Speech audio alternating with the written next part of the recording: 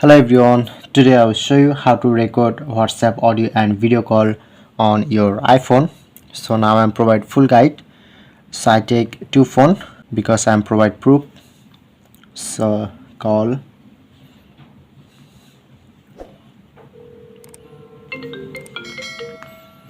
Okay, answer.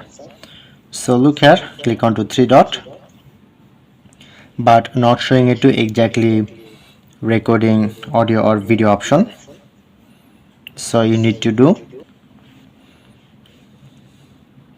click on to screen recording option. So long press and click on to enable microphone and start recording. Okay, now recording start.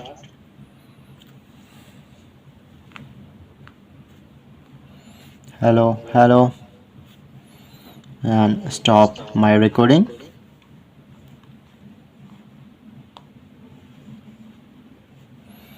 And now check.